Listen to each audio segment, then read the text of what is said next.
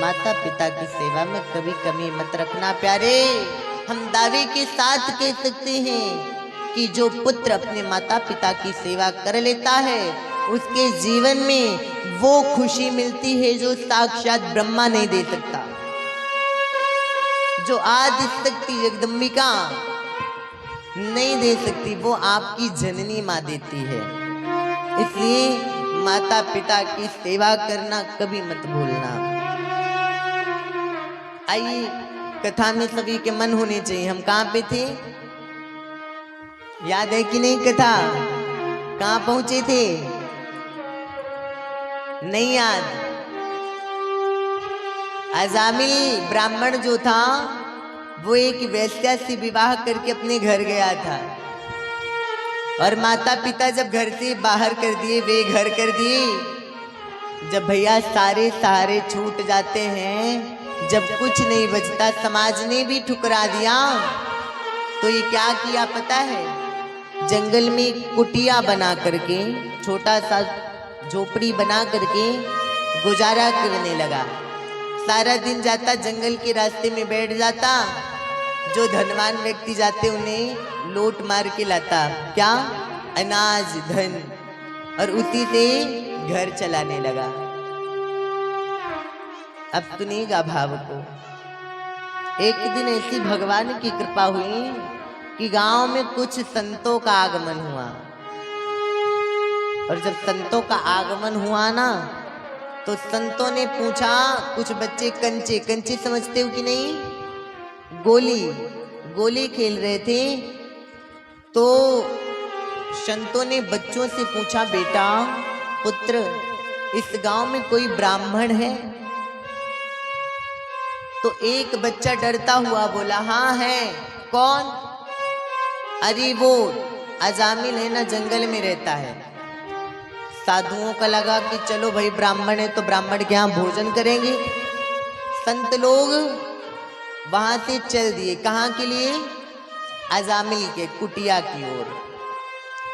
और जब कुटिया की ओर आते हैं ना महाराज, तो कुटिया के सामने आकर के कहते हैं, देवी कोई है तो भिक्षा लेकर के आओ, हमें बहुत तेज भूख लगी है।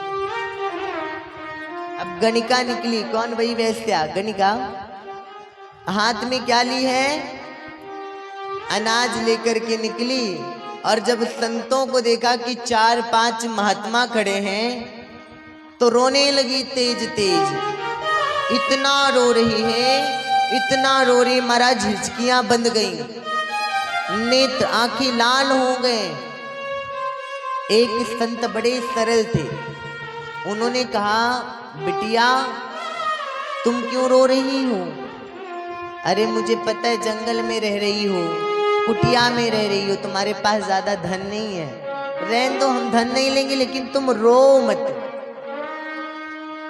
अब गणिका हंसने लगी और हंस के आंसू को पोंछती है और कहती है, बाबा बाबा आज इस गणिका के भाग्य उदय हो गए बाबा, आज हमारे भाग्य खुल गए। मैं कहाँ एक वैश्या और आप आकर के हमसे भिक्षा ले रहे हो बाबा, हमारी कुटिया तक आए हो।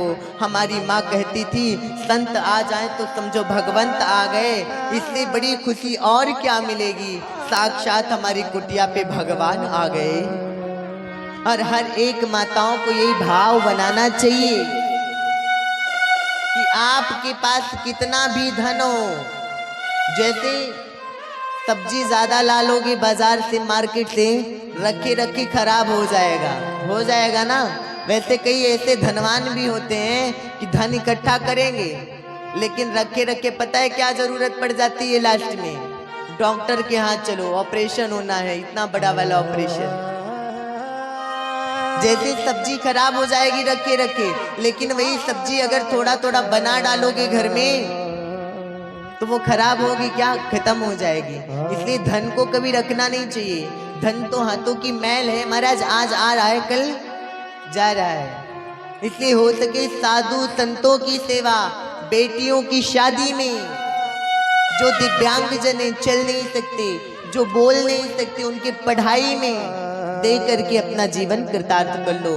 अगर धर्म के प्रति एक लगाओगे तो ये दावे के साथ व्यासपीठ से कह सकते हैं कि अगर भगवान के लिए एक रुपया लगाओगे तो लाखों का व्यवस्था कहीं ना कहीं मेरे गोविंद करके रखेंगे, क्योंकि हम यही कर रहे हैं। मेरी उम्र 8 साल की थी महाराज। 8 साल का बच्चा तो ठीक से जानेगा भी नहीं कि क्या है जीवन, लेकिन 8 साल की उम्र में जब हम श्री राम कथा गाने आपके पटना सिटी आए थे ना, मुझे तो अपने से कंघी करना भी नहीं आता था। वहां की माताएं कंघी करती, काजल आंखों में काजल लगाती और मंच पे बैठाते और तोतली बोली में हम कथा गाते थे। कभी कभी ऐसा होता था जिस जजमान के यहाँ रुकते थे उनके बच्चों के साथ खेलने में बिजी हो जाते थे और कथा करना रहता। टाइम 3 बजे से कथा का रहता, लेकिन पता चल रहा है कि महाराज जी खेल रहे हैं बच्चों के साथ।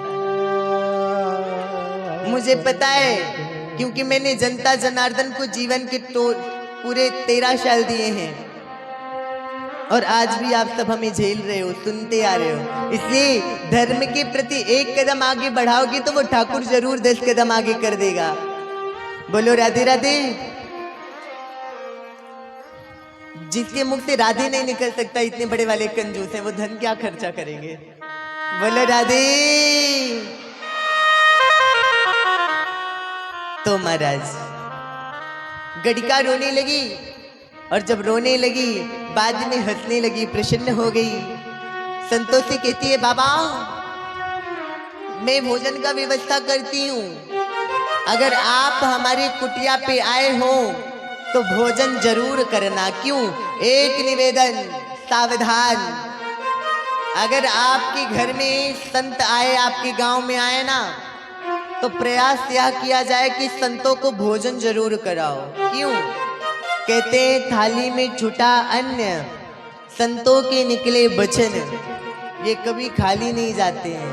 थाली में कभी भोजन नहीं छोड़ना चाहिए। क्यों? बहुत बड़ा पाप लगता है। और संतों के मुख से वचन निकल जाए महाराज, तो ना जाने किस वेश में आके नारायण मिल जाए, क्या से का हो जाए कोनो पता नहीं होता है। गड़िका कहती महाराज आप हमारे यहाँ भोजन करके आओ। संतों ने कहा ठीक है। अब जब संत लोग अपना भोजन बनाने लगे और जब भोजन बन गया और निकाल करके भगवान को जब भोग लगाते हैं, इतने में देखते काला काला वस्त्र पहने, काली टीका लगाए, हाथ में लंबी तलवार लिए भागता हुआ चला आ रहा है। और जब संतों को देखा तो बोला आपको कौन बुलाया, किसने बुलाया? संत अजामिल को देख करके थर थर थर थर कांपने लगे। और महाराज संत डर करके जब कांपने लगे, इतने में गड़िका कुटिया से बाहर निकली। अजामिल ने कहा इनको कौन बुलाया, हम लेने वाले हैं, देने वाले नहीं। महाराज गड़िका कहती है महाराज मैंने बुलाया। अजामिल शांत हो गया, देवी जी आपने बुलाया? गड़िका कहती है हाँ। संतों को पता चला कि एक डाकू के घर में हम भोजन ग्रहण करने जा रहे हैं, लूट मार का धन लाता है, वो खाने जा रहा हूं। इसका मतलब पाप के भागीदार हम भी बनेंगे।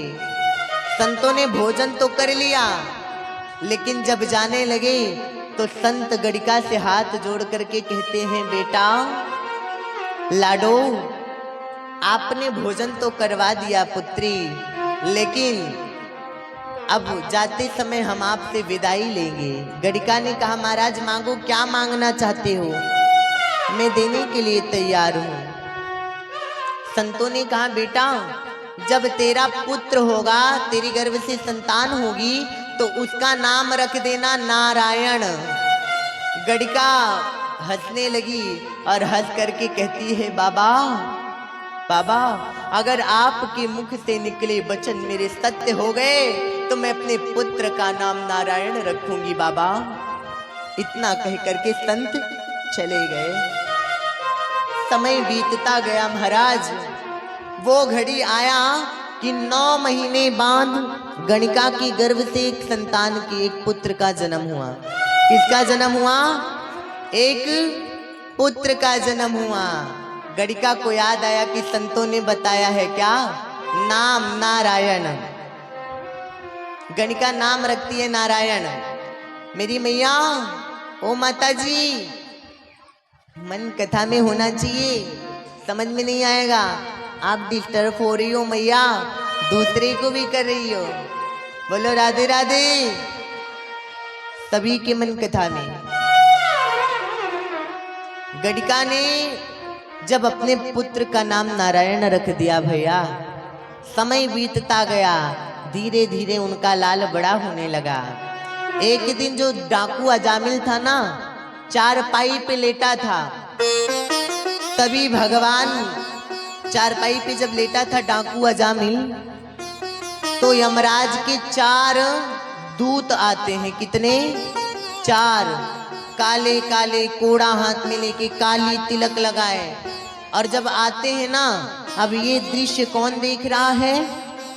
अजामिल जो डाकू था, उसने देखा कि यम के दूत आए हैं हमें लेने, तो वो डर गया, और डर करके बगल में उसका छोटा सा बच्चा गोली खेल रहा था, जिसका नाम था नारायण।